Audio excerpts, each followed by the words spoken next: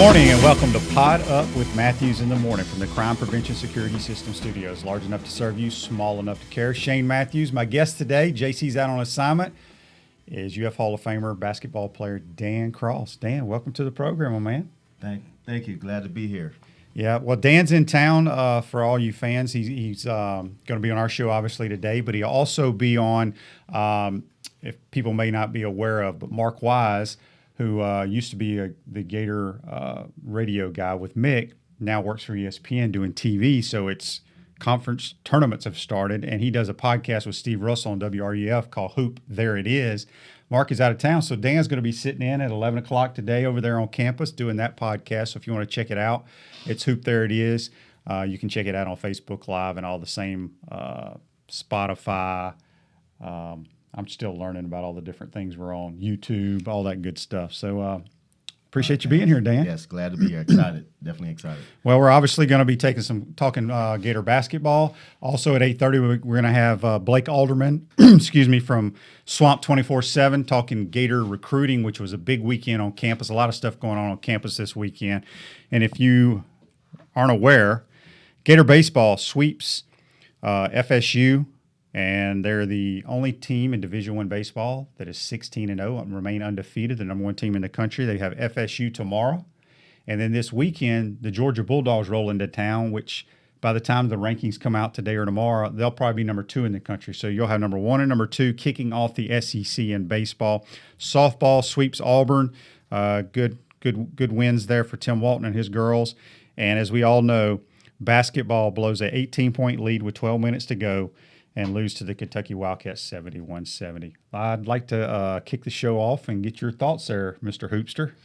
Yes, so very disappointing loss for the Gators and Gator Nation. And I think anytime you have a home game that's highly publicized, as this game was, the only outcome, for a game like that is to win, especially when you're up 17. So I think as I was sharing before, there's just a mentality that comes along with playing on a stage like that. And, for a Kentucky team to know that they had a chance to win even being down 18, and they weren't surprised at all by the comeback. They didn't celebrate any differently than if they were up 17.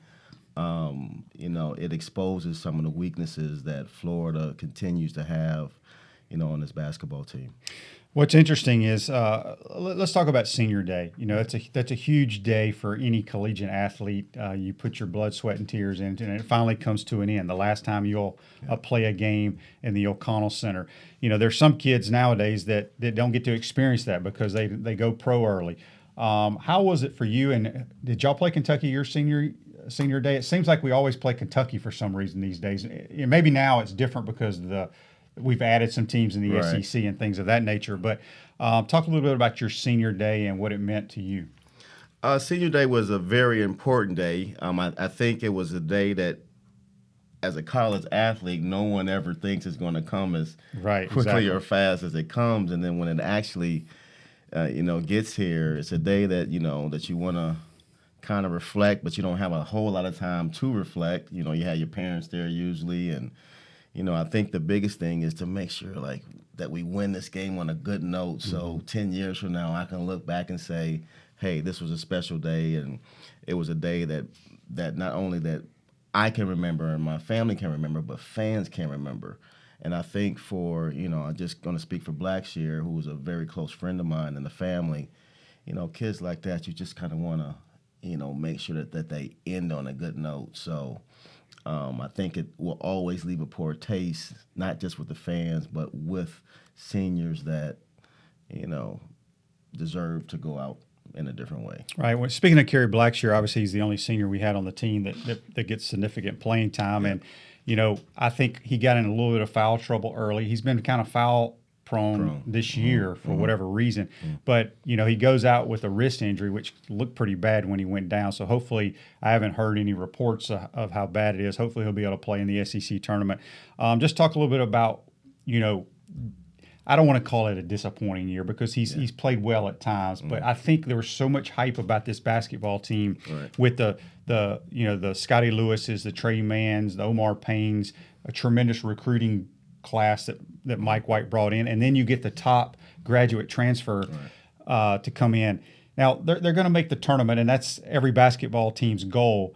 But when you talk to the Gator Nation, they seem somewhat disappointed. Yes. And I can see it from that point of view, but it's also, this is a long question I'm asking you, but how difficult is it for a guy like Kerry Blackshear to come in, and I know they've played about, 30-something games now, but doesn't it take a while to get to know one another and be able to play together, or is that overblown?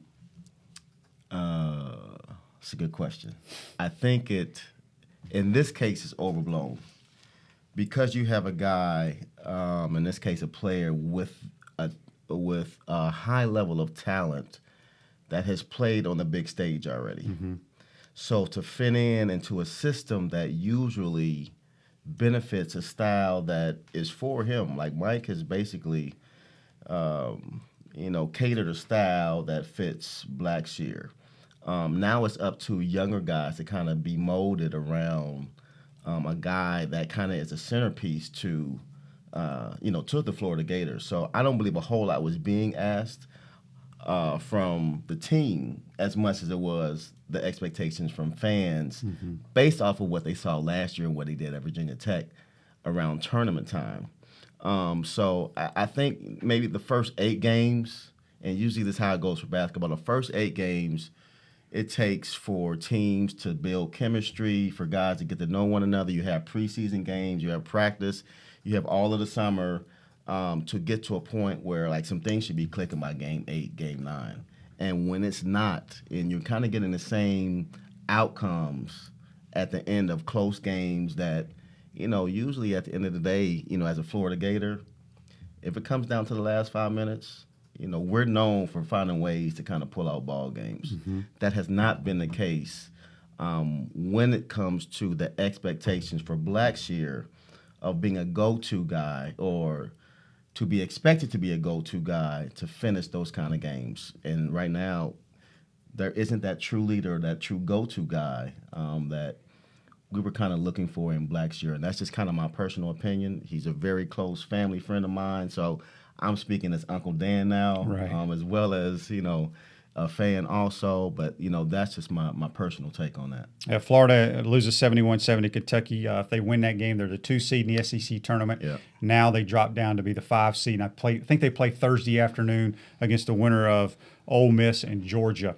There's some thoughts out there, Dan, that, obviously – as a competitor, you go out and you try to win every basketball game. And if Florida wins that game against Kentucky, it helps them. It gives them another bye in the SEC tournament. But the big picture is the NCAA tournament. And anything can happen this year, in my opinion. There's not a dominant team out in the country. Agreed. But, I think Joe Lunardi in his bracketology has Florida penciled in as like an 8 or 9 seed. Well, I'm not sure what it is now, but some people think since they lost, may move them to a 10 seed. Which some say may be better than being the 8 and 9 because you avoid playing the number 1 seed early. What are your thoughts on that? I disagree. Just for the simple fact, which I kind of stated earlier, 8, 9, 10 seed, at this point, everyone has a chance to be or is good enough to be a number 1. Well, I don't want to say everyone, but there are handfuls of teams that have a chance to be a number 1, number 2, or number 3 seed. So you're almost, even if you're 8 or 9 seed and you're playing or 2 or 3, they're not those teams that are seeded 2nd or 3rd, they could possibly be number 1 seeds as well or could beat number 1 seed. So at the end of the day, and I'm just going to speak on Florida, we've had our chance we've played all the top teams, the Kentuckys of the world. When you have a position and a chance to beat a Kentucky, not only does it give you the confidence, but it's a momentum builder as well going into conference play as well as tournament time. And when you can't at least, in my opinion, just kind of be, you got to move your weight around a little bit, man, in the SEC. And Florida has a brand, and we're known for having a certain mentality when it comes to, hey, we on national TV. Mm-hmm. We have a chance to kind of show who we are. Let's prove who we are. So I don't think it matters at the end of the day if we move to number 10. Still have to show up and play. That's right. Dan Cross is our guest here in studio today in the Crime Prevention Security System Studios, member of the 94 first ever Final Four team, University of Florida. And kind of piggybacking on that, we got a text here from John. He wants to know, Dan, do you agree when the experts say guard play is the most important factor when it comes to postseason play? Yes. And kind of elaborate why, because sometimes teams have these dominant big men. Now, you don't see dominant big men nowadays, right. But back in the day, but point guard play, they've always said is the most important factor when it comes to March Madness. Yes.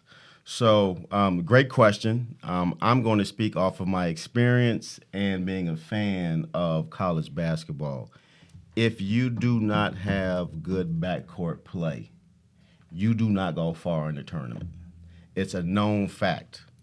There may be dominant big men every 5 to 10 years, Shane. Mm-hmm. The Shaqs of the world that, and they didn't even go that far. But where he's just so dominant, a big man is so dominant that they'll carry a team. There aren't too many blowouts in tournament play. Games will come down to the last 5 minutes where the game will go back and forth, and it'll come down to who has the ball in their hand.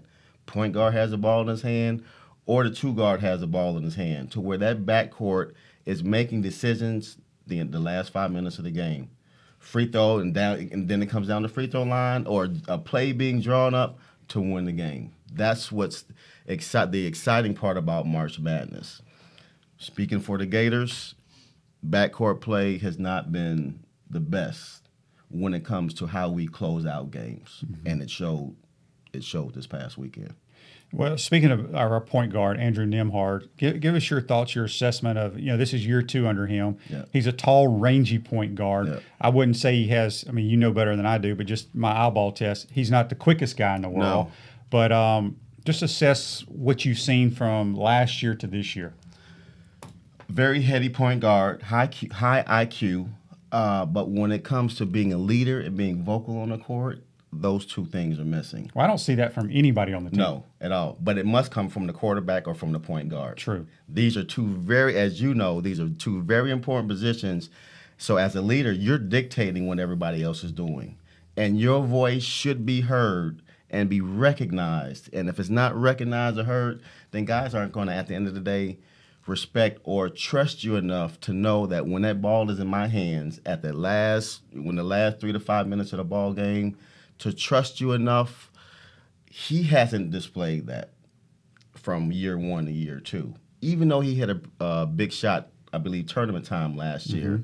to advance us, that has not been consistent enough for the fans or the crowd to say, you know what, we know who the ball is going to the last couple of minutes of the ball game.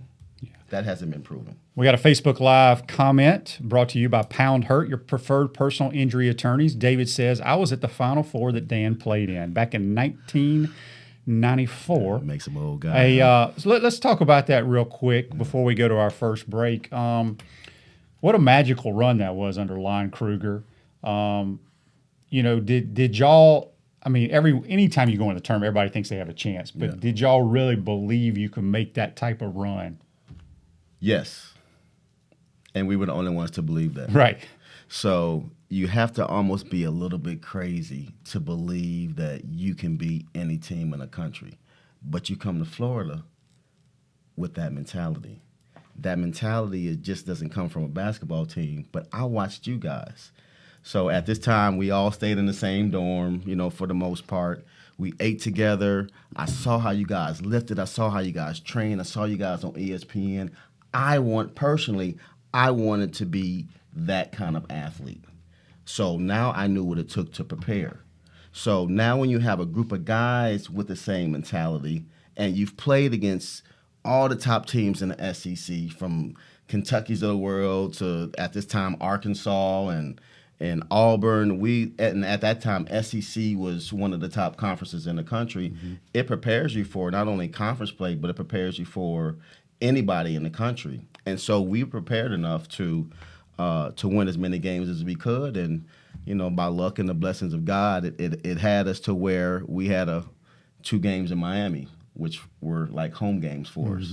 And we had and we beat UConn, which was unexpected. Ray Allen was on that team. Ray Allen and 4 other NBA first round draft picks, and went on to beat Boston College, and the rest was history.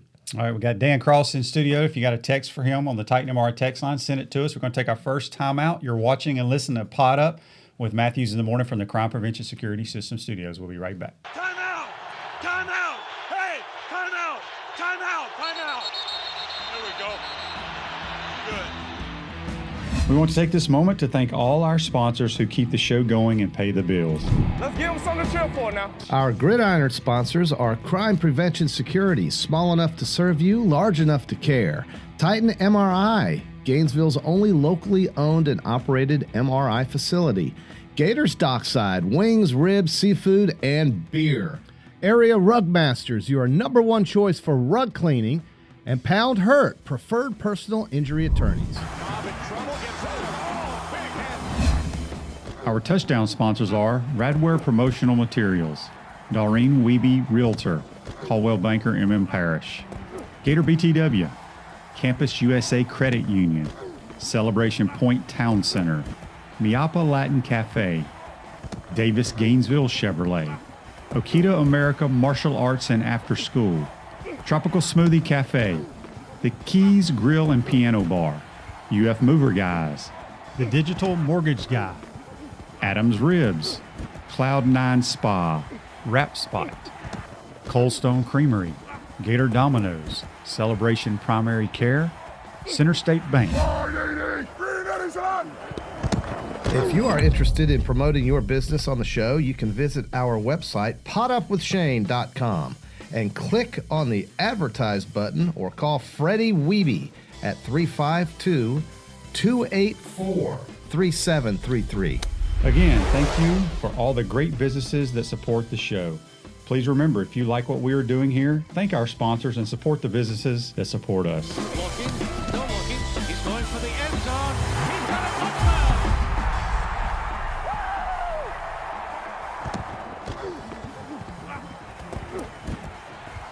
Welcome back to Pod Up with Matthews in the Morning from the Crime Prevention Security System Studios. Large enough to serve you, small enough to care. Shane Matthews, Dan Cross, UF Hall of Famer, point guard number 12 for the 1994 Final Four team here at the University of Florida. Hey, folks, at Center State Bank, we put business first. We are the largest community bank in the state of Florida. Center State has 5 convenient Alachua County locations to serve you better. Come in and experience the Center State difference. To learn more, visit centerstatebank.com. Center State Bank, member FDIC.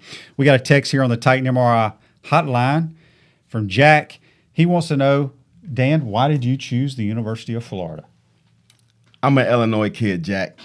And so when you have been used to winters for 17 years of your life and 20-degree weather, and you get down to Florida for a visit, and it is 75 degrees in the wintertime, that is a good reason to come to Florida. Well, it is. That's what Coach Spurrier, that's one of the comments he used to use when he recruited kids was, hey, everybody saves up all their money and they move to Florida when they're 50, 60 years old. You can come when you're an 18-year-old kid. And it's true. Now, what other schools did you look at or think about going to? Yeah, so mostly Big Ten because I'm from the Midwest. Mm-hmm. So Illinois, Mississippi State, a lot of SEC schools, a lot of Big Ten schools. Were heavily recruiting me. A couple West Coast schools like USC. So I had told my mom at that time I was going as far away from home as I could. So did you have a favorite college that you watched and rooted for growing up? So I was an Illinois kid. You were fighting Illini. Fighting Illini. Orange and blue. Who would have been the guards back in those days? So that was Kendall Gill and Stephen Bardo, which was from my high school also. And Nick Anderson? Nick Anderson, Marcus Liberty. Oh, yeah. That whole... Didn't they make a run to the Final Four one year? Yes, they did. Yeah. Yes, they did. So it was because of them that I wanted to wear orange and blue, white, orange, and blue. And because I was told that I was going to have to wait 2 years until I could start, I did not want to wait 2 years to start when I had the opportunity to start my freshman year at Florida. So I chose another different orange and blue. So who was Coach Kruger the main guy that recruited you? No, I didn't know a whole lot about Coach Kruger. There was an assistant coach by the name of Robert McCullum who had been recruiting me from 9th grade back in Illinois at Southern Illinois University. But I didn't want to stay close to home. He went to Kansas State with Lon Kruger, and then when Lon came to Florida, he came to Florida with him. And I didn't want to go to Kansas State when Lon was at Kansas at the time. They came to Florida. So, yeah, I don't mind coming to Florida and playing in the SEC, and the rest was history. So Robert McCullum, who is now the head coach at FAMU up in Tallahassee, is the only reason that I came to Florida. Well, I think a lot of Gator fans are excited you decided to do that. Yes. We got a Facebook Live question here brought to you by Pound Hurt, your preferred personal injury attorneys. Fred says, Vince Carter was recruited heavily by Lon Kruger. How close did this almost happen? So, Vince Carter, who was a very good friend of mine, was heavily recruited by Florida from his freshman year. Is he still playing? And he is still playing at 41, I believe, by the Atlanta Hawks. So, Vince, just a quick story. Vince would come visit me just about every other weekend. And at that time, we're hosting and recruiting and doing that whole spiel on campus. And Vince wasn't one to go out too much, so we spent a lot of time in my dorm room. And if there were not Gator fans at every one of his high school games from probably his sophomore year on to get the most highly recruited and talented player to come to Florida, this was the only way that Florida was going to get a kid like this, was to make sure that they showed up at every game for high school season. So it was down to us in North Carolina. What anybody else may say, I'm telling you the truth, the facts. I was with this kid a lot at the time. I'll share a quick story that, once Michael Jordans of the world started calling and saying, hey, Vince, the Tar Heels would love to have you. That pretty much sealed the deal when Michael Jordan calls and says, hey, Vince, we want to have you at North Carolina. Hard to match that. I believe that Florida could have done some things to get Vince to stay. You bring up a good question, because there's always these, I don't want to say arguments, but, Gator fans sometimes are kind of, I don't want to say unrealistic when it comes to basketball, because we're not a, quote, blue blood. Yep. When you got your Dukes, your North Carolinas, your Kansases, right. It used to be Indiana, but they're not really anymore. But, when you get a guy like a Vince Carter, and as you said, it came down to between Florida and North Carolina. I mean, you can't fault the guy for going to North Carolina for what they've done. Not at all. The history of it. So, not at all. I just don't know what to tell, because as a football player, we both have kids on the Florida football team. Yeah, go Gators. But, if your kid is let's just say if my kid happened to have been 6'3", he was only 5'10", but if he was 6'3", 200 pounds, one of the top quarterbacks, all-state, all that stuff, there's certain schools that he's only going to look at. Right. Doesn't matter where dad or mom went. Right. If you're at a certain position, and I think that happens a lot in basketball. For sure. We got Kentucky. I mean, say what you want to say about Calipari or whatever. He's going to get the best players in the country every year. Agreed. Yeah. But I would say this, and Kerry Blackshear is a good example of the closest thing to a Vince Carter coming out of Florida, coming from Florida. Kerry could have went He could have went to Kentucky. Right. He chose not to because he grew up watching Florida Gator basketball. So as much as a lot of excuses have been made on why Vince didn't come here, sometimes you got to do some things to get top players. Well, I think things are changing. Obviously, we got the basketball facility now, which is outstanding. For sure. I can't remember when Billy had that built, but it's been 10 years probably or more. But, I mean, you look at the recruiting class this year. I mean, Trey Mann was a 5-star. Yes. He's a Gainesville kid, though. He went to Yes. school here, played his high school ball in the Villages, but he grew up, and he probably wanted to be a Gator. Yes.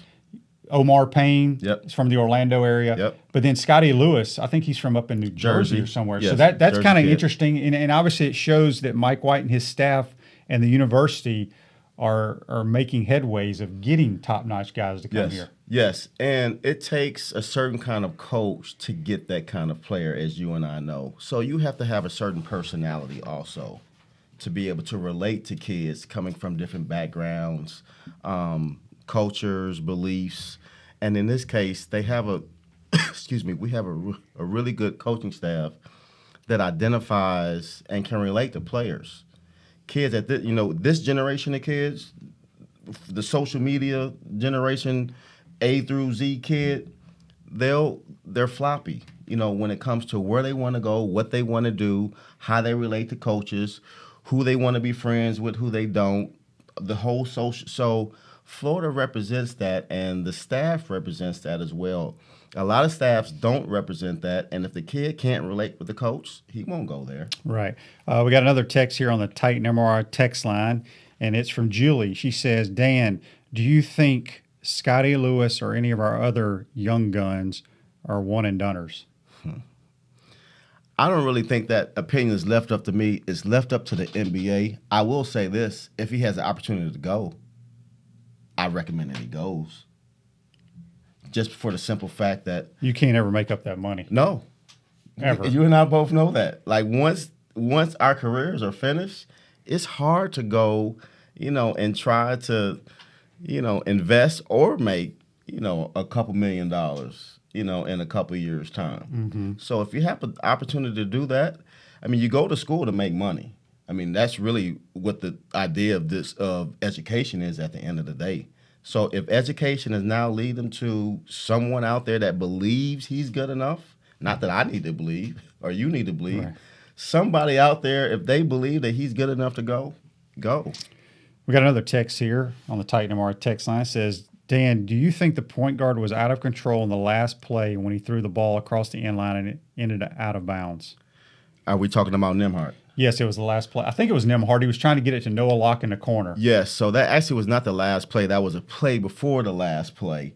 And so, no, he was not out of control, but he did not make the right decision. So as a point guard, it's almost a rule that you just don't go baseline because there are not that many options when you drive or penetrate baseline. It just limits to what you have to do. Either you have to throw to the corner or it's very hard to throw back up to the top of the key. So you rather, as a point guard, the idea, and we've been taught to drive middle.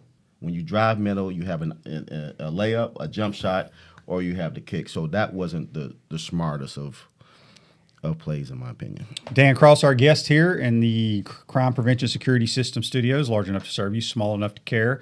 We got another text here from Joe. Joe says, Dan, can you let us know about your Gainesville-based basketball camp? Thank you. So, yes, I've been running All Fundamentals basketball camp, allfundamentals.com. Throw me a quick shout out. For the last 17 years here in Gainesville. It's held at Queen of Peace in June 17th to the 21st, and in July out at St. Francis, where Billy helped to build that gymnasium out there. The third week in July. So we've been running that for the community for the last 17 years. It's my way of giving back to Gainesville. Teaching a lot of fundamentals and skills that I've been taught over the years at the collegiate and professional level. And, we've been very blessed to have the support of the community and surrounding communities running this summer basketball camp. We got another question here on Facebook Live, brought to you by Pound Hurt, your preferred personal injury attorneys. It says, how was the experience attending and joining the Billy Donovan dedication of his court? One of the greatest experiences of my life as a Florida Gator basketball player, just because as of right now, there aren't basketball reunions. So it was the closest thing to a basketball reunion that Florida basketball players have been able to attend. Y'all need an ambassador like we have for football. Coach Spurrier back where he likes to celebrate and have reunions every weekend. Yes. So I have volunteered, and I'm speaking very freely, to be one of the ambassadors for basketball reunions. And so hopefully those blessings will be given. But there's too much talent that have come through the University of Florida. And that particular weekend when Billy was in town proved that there are a lot of Gators former basketball players that have come back, and Billy has a lot to do with that, to support the University of Florida. From the Joakim Noahs of the world to Al Horford, like it was kind of a celebrity, weekend within itself. Chioza and Bradley Beal, like you name it, guys going all the way back to the 90s. And then we get a chance to, go out later on in the night. So it was a great celebration. Billy was a very close friend. I've known him actually because he recruited me at Kentucky under Pitino. So I've known him since I was 15 years old. So to see that, from him taking over at Florida to now having a court named after him, all well-deserving, and much respect goes to him and what he's been able to do to bring a culture and mentality to the Florida program. Yeah, we're going to take our second time out on the program. We're hoping to have Blake Alderman for 24/7 Sports talking about Gator recruiting. He is traveling and was supposed to have a layover in Atlanta. That's where we're hoping to get him on. And if we do, we do. If we don't, we'll get him on another time. But you're watching and listening to Pod Up with Matthews in the Morning from the Crime Prevention Security System Studios. We'll be right back. Time out! Time out! Hey! Time out! Time out! Time out! There we go. Good. We want to take this moment to thank all our sponsors who keep the show going and pay the bills. Let's give them something to cheer for now. Our Gridiron sponsors are Crime Prevention Security, small enough to serve you, large enough to care. Titan MRI, Gainesville's only locally owned and operated MRI facility. Gators Dockside, wings, ribs, seafood, and beer. Area Rug Masters, your number one choice for rug cleaning. And Pound Hurt, preferred personal injury attorneys. Our touchdown sponsors are Radware Promotional Materials, Doreen Wiebe Realtor, Caldwell Banker M.M. Parrish, Gator BTW, Campus USA Credit Union, Celebration Point Town Center, Miapa Latin Cafe, Davis Gainesville Chevrolet, Okita America Martial Arts and After School, Tropical Smoothie Cafe, The Keys Grill and Piano Bar, UF Mover Guys, The Digital Mortgage Guy, Adams Ribs, Cloud9 Spa, Wrap Spot, Coldstone Creamery, Gator Dominoes, Celebration Primary Care, Center State Bank. If you are interested in promoting your business on the show, you can visit our website, podupwithshane.com, and click on the Advertise button or call Freddie Wiebe at 352-284-3733. Again, thank you for all the great businesses that support the show. Please remember, if you like what we are doing here, thank our sponsors and support the businesses that support us. Looking, still looking. He's going for the end zone. He's got a touchdown.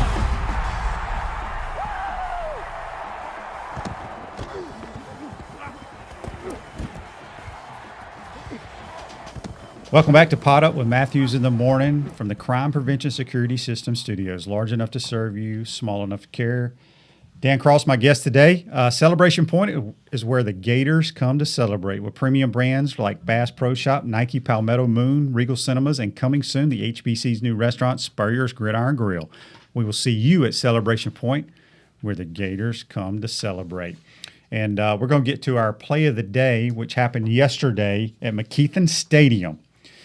Bottom of the eighth, Nathan Hickey hits a game-winning home run in the bottom of the eighth, and the Gators go to 16-0 in the year. They beat the South Florida Bulls 2-1 yesterday. The only Division I baseball team that's undefeated right now, and then the semis come to town tomorrow night. And we've had tremendous success against them under Kevin O'Sullivan, but you got to think They want to be the team to give us our first loss of the year, right? As always. As always. If you got a question or comment for Dan, you can text us on the Titan MRI text line. That's 352-353-7465, or shoot us a comment or question on Facebook Live. Dan, let's talk about what you're doing now. Obviously, you talked about your basketball camps, but you got a lot of other stuff going on. Yeah, man. I try to stay busy as much as possible. I have 2 kids that are out of the house now and here at University of Florida, so lends a lot of time for continuous opportunity. So I've been running a foundation called Athlete Connections Foundation for the past probably 12 years. So, and it's just my way of giving back to youth sports, not only with camps, but with travel teams, which keeps me around the game a little bit. We host a big celebrity golf fundraiser in Orlando for now the 12th year to raise money for scholarship funds and different things like that. I've launched a software and technology company called Cross Academy, LMS, a learning management system that provides life skills curriculums for educational institutions. So just big on being able to teach youth what we're not taught in school, financial literacy and career assessments and everything that we probably should have learned. Just to understand what it is in life that we're good at and try to save a little money and learn about money as well. So just launched that about a year into it now. So those 2 things right now are just they're really keeping me busy with just with business, and most importantly, this gives me another opportunity to lend to an interest of mine in podcasting and co-hosting or being able to host, with future opportunities as well. So that's what I'm up to, man. Yeah, and if Dan also will be sitting in for Mark Wise with Steve Russell today at 11 o'clock on WRUF for their Hoop There It Is podcast if you want to tune in. Hoop There It Is. Okay, so SEC tournament play starts, I believe, Wednesday. Oh, yep. We play on Thursday against the winner of Georgia Ole Miss. Talk to us about, basically everything that you've done for the 30-something games that we played. They mean nothing now. Gone out nothing. the window. You're seated. But I guess because winning the SEC tournament, I mean, anytime you lace up the sneakers and you go play, you want to win. For sure. But the bigger picture, and I'm glad I'm going to ask you this question. Please. Because it doesn't mean anything, the SEC tournament. It does because, you want to win it. There's bragging rights to it. Well, that's true. Yeah. And like I said, once you get competitive and you start playing, you want to win it. But the bigger picture is the following week, For sure. the NCAA tournament. For sure. Because that's the ultimate goal. Yes. Just talk a little bit about what tournament play's like. Tournament play is what every kid dreams of, since you were 3-4 years old, and you see the Mars Madness videos on ESPN and CBS, and you finally get a chance to be able to play on the biggest stage of college basketball. Mm-hmm. So SEC play, for the most part, is the teaser to what it's going to be like to play on the biggest stage. But there's a different pressure come tournament time because you win or go home. Right. So you don't think the same way during the season when you got another game to play. Now it's a different kind of pressure. The mind, as and brain, it doesn't always work the way that you prepared it to work. So now you're leaning on and depending on 4 other guys to say, hey, it only takes one. We only need to win one game, which means everybody's in the same department. There's no home games for the most part, so every game is on a neutral court, which means you got it's fair play. So to be able to to win, to play well, to win, and then to move on, that's a kid's dream. Well, I had a turnover here, Dan. I forgot to tell everyone who the play of the day was sponsored by. It's brought to you by Area Rug Masters, your number one choice for all your area rug cleaning services. So I got a turnover there. That's okay. That's not good. Okay, so back to tournament play. You hear people talk about, tired legs. You play 3 games to try to win the SEC. Is it better to go one and done so you're rested going into that Thursday, Friday game in the NCAA? What are your thoughts on that? How old are these kids, Shane? That's my point. These kids are 18. Because in AAU basketball, you play 3 or 4 games a day. So we're talking a kid last year, Scotty Lewis, that plays 3 games a day. Trey Mann plays 3 games a day. I watch these kids. Omar Payne, to now, we're trying to reserve legs. Like, these guys are playing 80 games in the NBA. Yeah. So, no. Load management. Exactly. So if you play 1 game a day, who wouldn't want to play 1 game a day? Like, I would love to play 1 game a day, doing something I enjoy doing. On top of that, I like to play in front of crowds. Mm-hmm. So no, I get to play in front of all kind of crowds. So people that may not have seen me play, or may not have seen the Trey Manns or the Scotty Lewises of the world play, or just seen them on TV, the SEC fans get a chance to see their favorite players play all day long in one facility. Like, how great is that? Oh, I know that they should. I'm a big fan of Nashville, Tennessee. Uh-huh. I'm a country music I know guy. you are. I just love that city. Yeah. I hope they never leave. I think they alternated every 2 years or whatever. I liked Atlanta better. But playing they played in the Georgia Dome, and they haven't played in the new Mercedes-Benz. Yeah. I just think that's just that arena is just so big. I just like the Nashville feel. But anyway, speaking of fans, mm-hmm. With this coronavirus going on, what would it be like, you think, playing a basketball game with nobody in the stands? I don't want to go. I don't even want to play. Let's play outside of the park. Right, but I mean, I argue with a friend of mine saying, well, nobody's going to play because they play for the fans. Well, you do play for the fans, but you're a competitor. You're playing to win the game and move on. And so I think it would be strange if they played games, mm-hmm. but you're still trying to win. I don't want to win that way. You don't want to win that way? No, I want to win, and I want everybody to know how we won. How we won. Well, they can watch it on TV. I don't want them to watch it. Then you put some fans in the stands on digital. We got a Titan MRI text here. He says, Shane, could you ask Dan what is the one thing he would change about college basketball since the time he played? Ooh. That's a great question, Mr. Fan or Mrs. Fan. That was Daryl. Daryl. That's a great question. One thing that I would change, how long is the shot clock? 30-something seconds? I think it's at 30 now. There isn't anything that I would change at this point in the game. The game it's a fast-paced game. Most of the games are exciting. Like the uniforms are cool.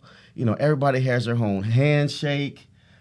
I would probably like to see the introductions be highlighted at some point, because for non-Gator fans, like if you've never been to a basketball game before, mm-hmm. and you get a chance to see the introduction, like if you saw that on TV, I want to go there. Yeah.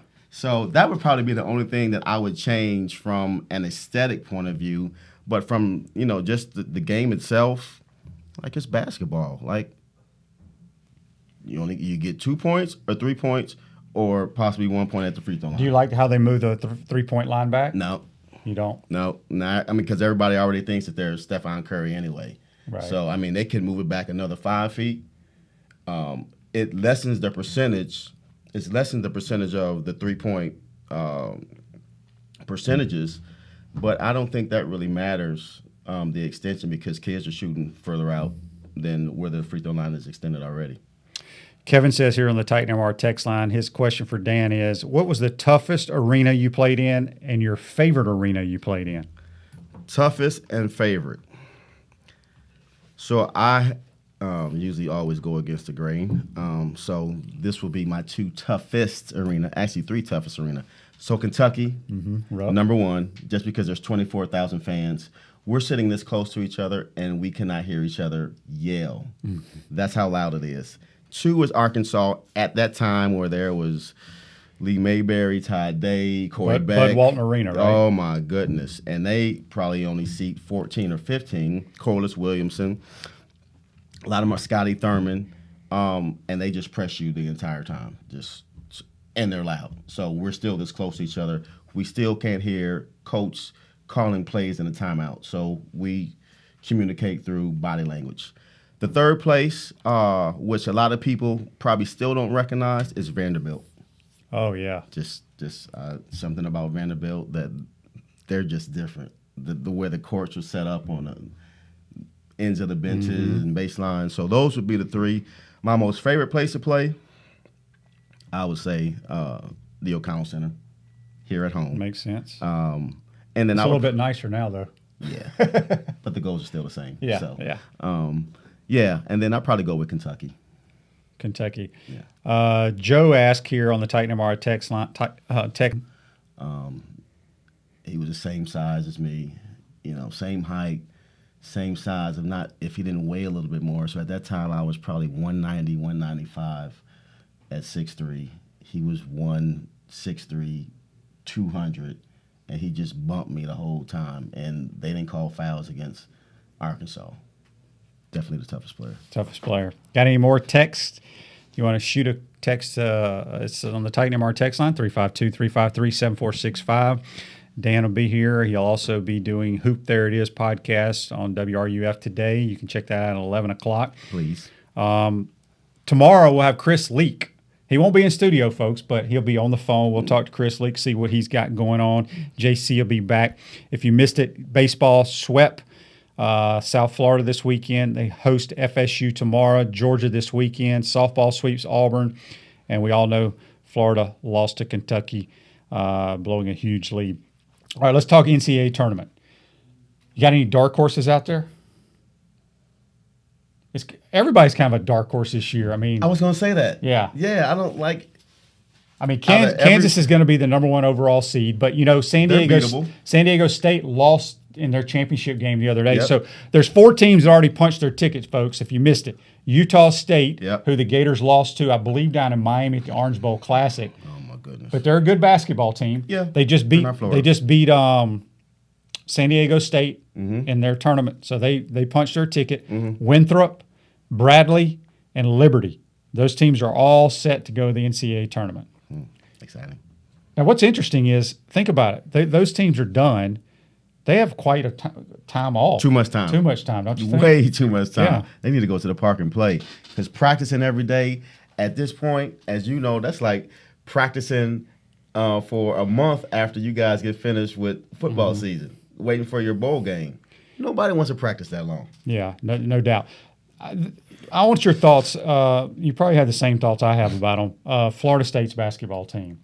I mean, very talented. I don't think we like seeing them win, but they are extremely talented, Yes. and they have a chance to be a number one overall seed. Not overall, but a 1 seed because they won the ACC regular season. Yep. If they win the ACC tournament, I think you have to automatically put them in as a 1 spot because San Diego State just lost. Yes. Baylor just lost again. But at this point, coming from a coach with that kind of experience, he isn't upset if he loses in the championship game of the conference. Actually, it's better to lose in the championship game of the conference. Why is that? It kind of takes a little edge. Motivate you for the next. Yeah. With teams like that have high egos, you need to lose right before, just to kind of put you back down to ground level a little bit before tournament play starts. They're the most talented team in the country, in my opinion. Florida State? Yeah, they're long. They're long. Leonard Hamilton always has a very talented team. They're just not always known to go far in a tournament. And so that's what always kind of, as a fan, that's what disappoints me about talented teams like that is they should go further because they always have a couple NBA guys on their team, projected NBA guys. But yeah, I would, they're good. How close you follow the NBA? I mean, close enough to know. I watch a lot of highlights. Yeah. Well, it was interesting. I was flipping through the channels last night because there wasn't a whole lot on. No. The Magic were on, and they just destroyed the Rockets. I'm not sure what the Rockets, why they made the moves they did. Mm-hmm. They can't stop anybody. No, they don't try They to. have no height. They don't try to. But I know they want to shoot threes, which, heck, I'd love to shoot a bunch of threes. Me too. But I saw a couple times they pass up like wide open layups and they kick it back out. Video game. This video game basketball. But they're not going to last. They're not even going to get out of the first round. Yeah. They don't think that, though. Yeah, That's all well. that matters. So anyway, I mean, do you go to many Magic games living in Orlando? No, I'm not a Magic fan. I'm a Bulls fan. Well, you're from Illinois, so that makes sense. Yes, I don't know. Well, they stink too, though. Yeah, well, that makes me a fan. Yeah.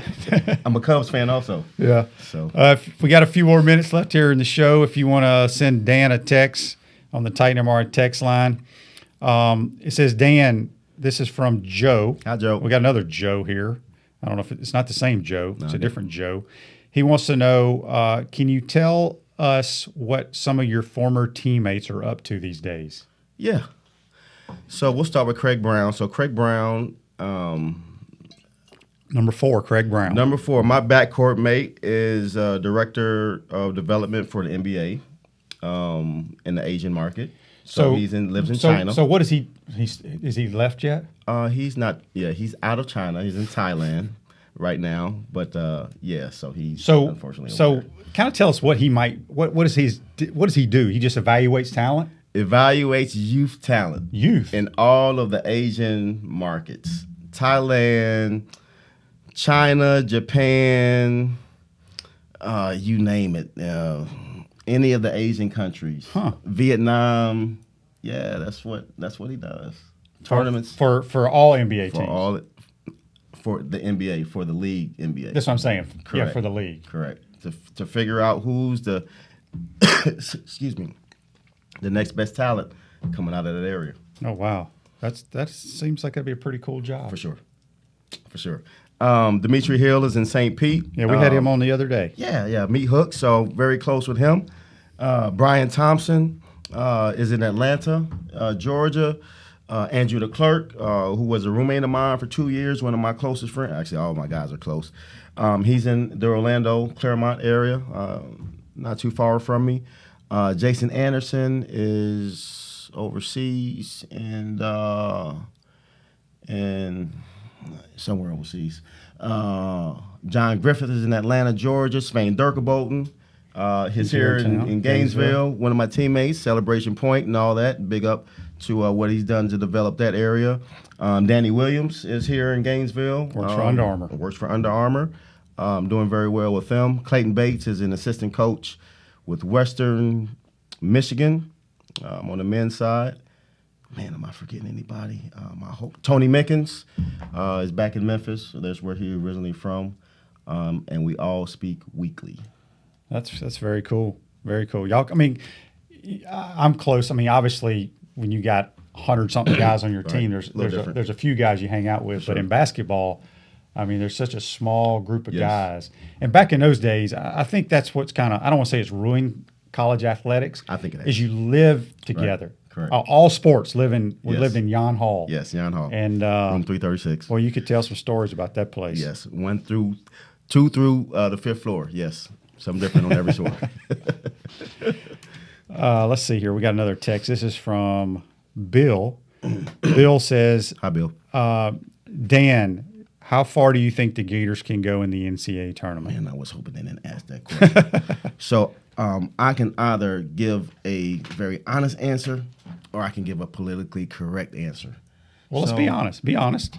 I don't believe that the Gators will go that far. And it's not because of talent. It is because a backcourt has to be strong enough to carry a team through what basketball fans know to happen in tournament play.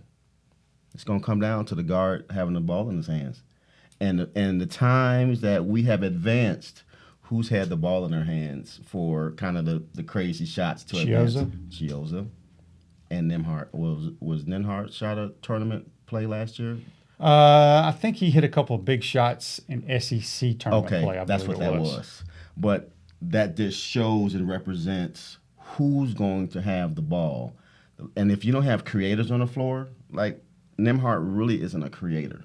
He plays well off the pick and roll, but he's not. So I don't believe that they'll go that far. I hope they do, but I don't believe they will. Well, Dan, I appreciate you coming in today, my man. Man, I had a great time, Shane. Yeah. It was outstanding. Will you have me back again? We will have you back. Man, we'll talk hoops. Freddie, appreciate that, man. Yep, absolutely. So today's show is a wrap brought to you by WrapSpot. A vehicle wrap from WrapSpot will give your business years of brand recognition and increased sales. Call WrapSpot today.